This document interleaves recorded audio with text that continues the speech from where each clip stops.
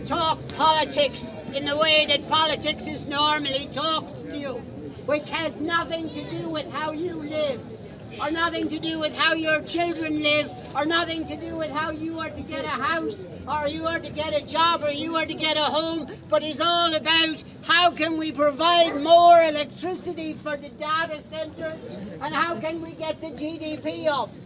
It's funny, isn't it? In the last year, Ireland's GDP, the measure of the size of the economy, went up by 12%. Did your income go up by 12%? No. Have you 12% more money? No. Have you 12% of a better car? And talking about the falling birth rates, have you 12% more children? No. Because you can't afford it. Yeah. Because the GDP is going through the multinational corporations, Google and Facebook and the others. And the left in this country, the left, turn out on behalf of American multinational corporations now. That's what socialism means. Socialism used to be social.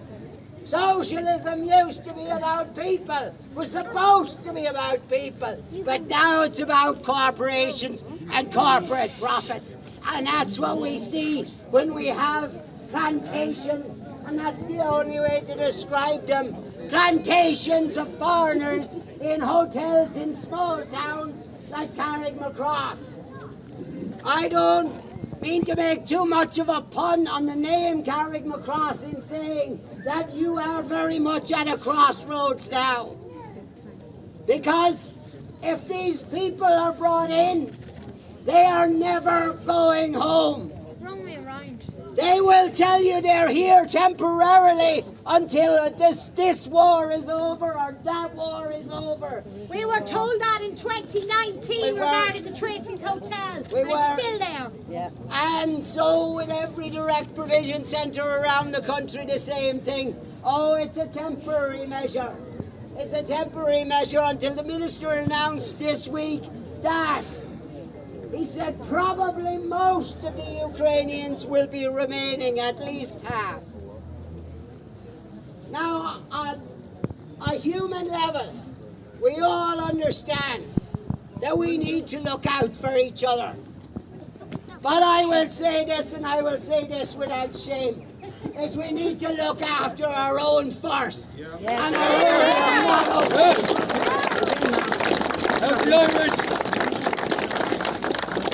Last year, Ireland took in 80,000 migrants.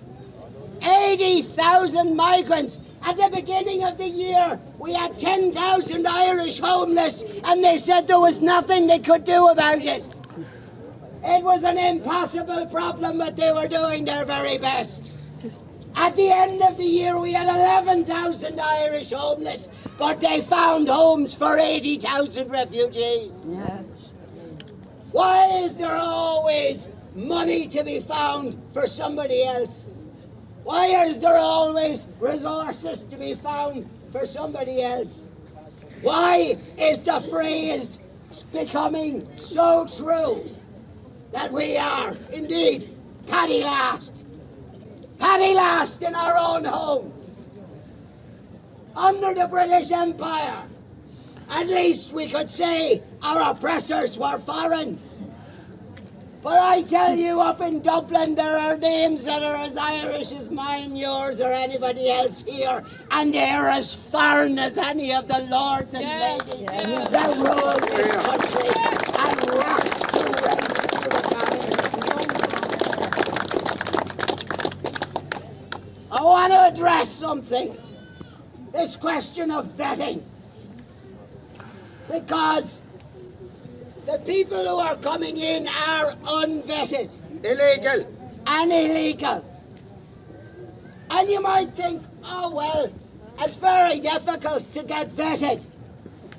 Actually, vetting is the simplest thing of all.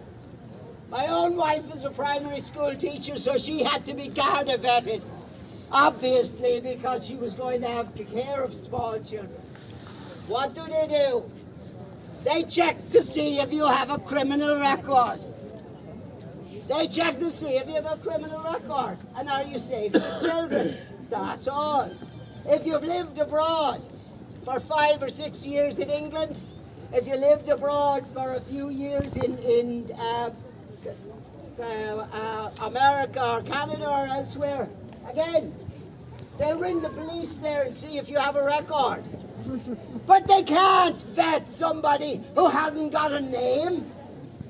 They can't vet somebody who hasn't got a document. They have no idea. And I will tell you, and it seems obvious, and I will leave it on this because this is the real danger that Carrickmacross faces, apart from the literal plantation.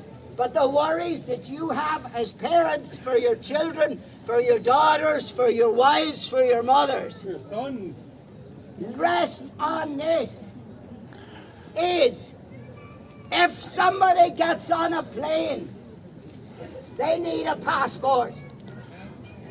And if they don't have a passport when they get off that plane, they have burned it, destroyed it, torn it up, or flushed it on the way.